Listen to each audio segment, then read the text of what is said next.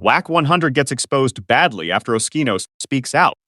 And the reason I'm saying that has nothing to do with another Clubhouse argument, another rap debate, or one of Wack 100's usual controversial opinions. The reason this situation is getting so much attention is because for the first time in a long time, people are looking at Wack 100 and asking whether he switched up on somebody he actually knew. Because according to Oschino, this wasn't a situation where two strangers were discussing each other online. This wasn't a situation where Wack was talking about some random rapper he had never interacted with before. According to Oschino, these two men had already spoken multiple times. They had already built some type of rapport. They had already spent time talking on FaceTime. And if that's true, then the comments Wack 100 recently made start looking very different. What originally sounded like an honest opinion suddenly starts sounding personal. And that's exactly why this beef exploded the way it did. The entire situation started when Wack 100 was discussing Oschino while talking about Jay-Z and state property. During the conversation, Wack basically argued that Jay-Z didn't need Oschino, didn't need a state property reunion, and that Oschino wasn't nearly as important as some of his supporters were claiming. Now, on the surface, that's just an opinion. People in hip-hop debate relevance every single day. They debate streaming numbers. They debate influence. They debate who matters and who doesn't. Normally, a conversation like that comes and goes without much drama. The problem here wasn't necessarily what Wack said. The problem was who he said it about. Because when Wack started acting like he barely knew who Oschino was, that's when things changed. That's when Oschino felt disrespected. Because according to him, this wasn't some stranger talking. This was somebody who had already spoken to him directly on multiple occasions. And that's why Oschino's response was so emotional. If you listen carefully, Oschino wasn't really upset about the numbers conversation. He wasn't even that upset about the relevance conversation. What seemed to bother him the most was the idea that Wack was pretending not to know him. In Oschino's mind, that's what crossed the line. Because from his perspective, if we've had conversations, if we've been on FaceTime, if we've talked for over an hour at different points, then why are you acting like I'm some random guy you've never met? That's what Oschino couldn't understand. And honestly, that's the part that a lot of viewers couldn't understand either. Because if Wack really did have a relationship with Oschino, then the whole I don't know who he is angle starts looking strange. Now here's where things became even more interesting. Instead of simply defending his music career or defending his legacy, Oschino immediately accused Wack 100 of being fake. He accused him of playing games. He accused him of trying to manipulate the narrative. Oschino basically argued that Wack wasn't being honest with the audience. According to Oschino, Wack knew exactly who he was. He knew exactly what he had accomplished, and he knew exactly what role he played during a certain era of hip-hop. That's why Oschino wasn't treating this like a normal disagreement. He was treating it like a betrayal. And whether you agree with him or not, that's a very different type of conflict, because disagreements can be resolved. But when somebody feels betrayed, emotions take over. The thing that surprised a lot of people was how quickly the conversation went from rap to respect. At first, everybody thought this was going to be another debate about Jay-Z, state property, and industry relevance. Instead, it turned into a discussion about authenticity. Oschino started questioning Wack's character. He started questioning his credibility. He started questioning whether Wack was the same person behind closed doors that he claims to be online. And once those accusations started flying, the entire conversation changed. This wasn't about Spotify listeners anymore. This wasn't about who sold more records. This wasn't about who gets $1 million reunion deal. It became personal. One thing that stood out was how angry Oschino seemed about what he viewed as disrespect. He repeatedly pointed out that Wack kept putting his name in conversations while simultaneously claiming not to know him. To Oschino, that made no sense. His argument was simple. If you don't know me, why are you discussing me? Why are you evaluating my career? Why are you making statements about my relevance? In Oschino's mind, those two positions couldn't exist at the same time. Either you know me and you're intentionally disrespecting me, or you don't know me and you shouldn't be speaking on me in the first place. That's why he kept returning to that same point over and over again. But here's where the situation gets dangerous. Instead of staying focused on music, the conversation slowly drifted into discussions about street credibility and personal history. Now, whenever internet beef starts moving in that direction, things usually get worse. Because once people stop debating careers and start debating personal reputations, emotions become impossible to control.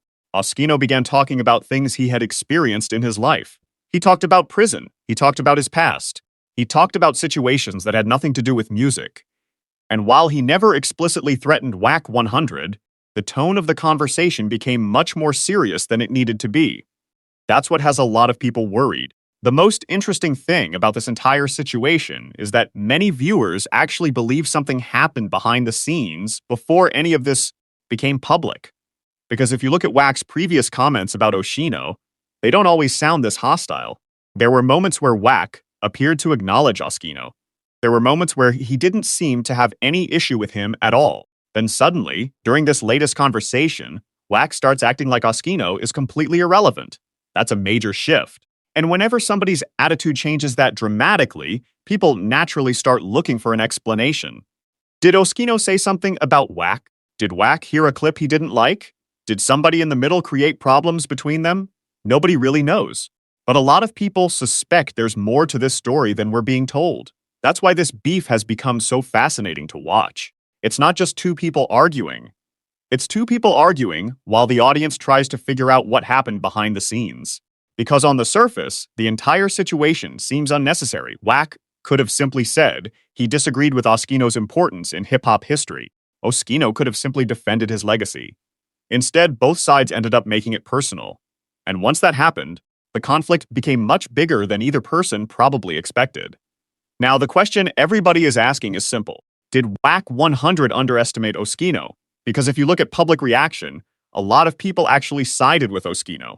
Not necessarily because they agreed with everything he said, but because they felt he had a legitimate point.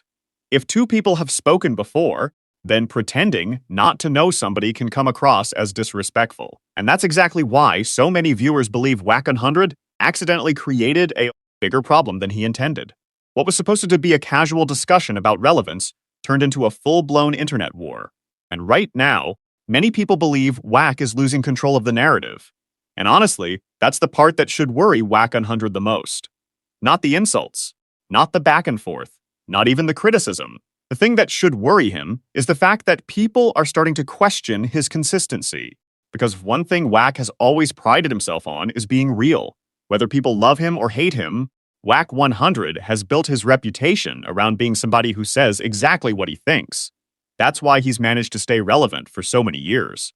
People may disagree with him, but they usually know where he stands.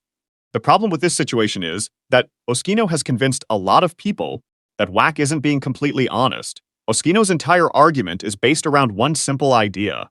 If we've had conversations before, if we've spent time talking, if we've built some type of rapport, then why are you pretending you don't know me now?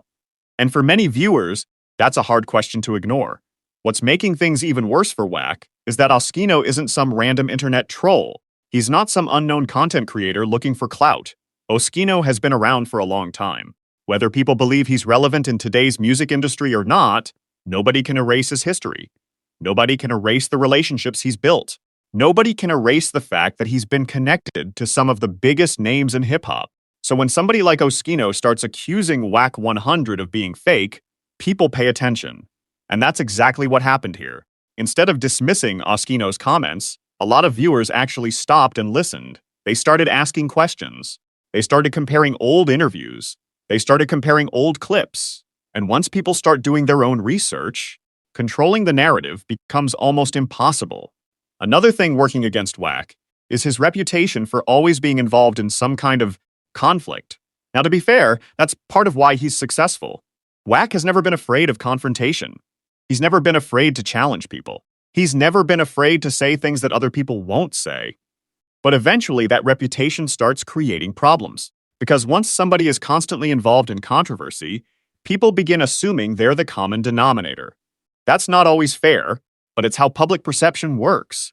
If somebody is involved in 10 different beefs, eventually viewers start wondering whether everybody else is the problem, or whether that person might be contributing to the chaos themselves. And right now, some people are asking that exact question about Wack 100. At the same time, Oschino has managed to position himself as the guy standing up for his legacy. That's why his response resonated with so many people. He wasn't really talking about streaming numbers.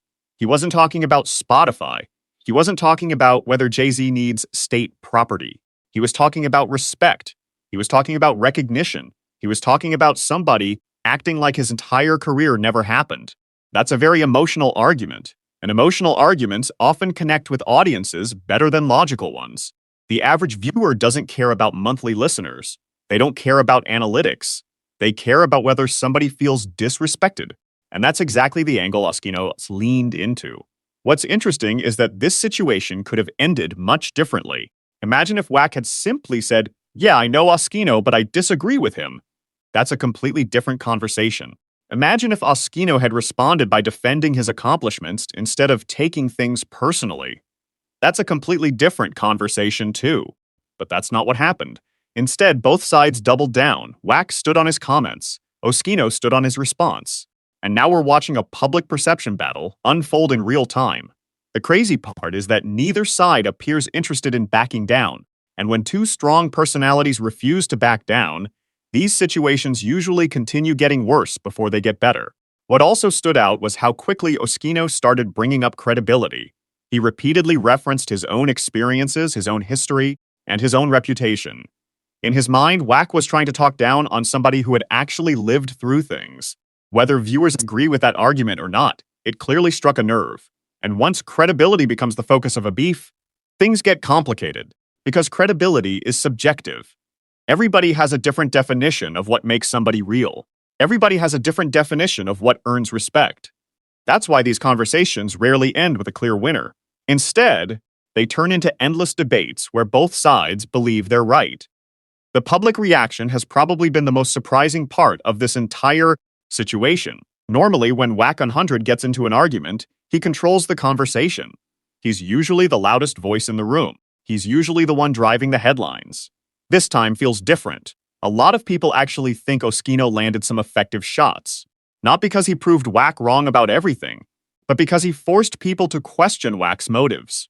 He forced people to ask why Wack was acting unfamiliar with somebody he allegedly knew.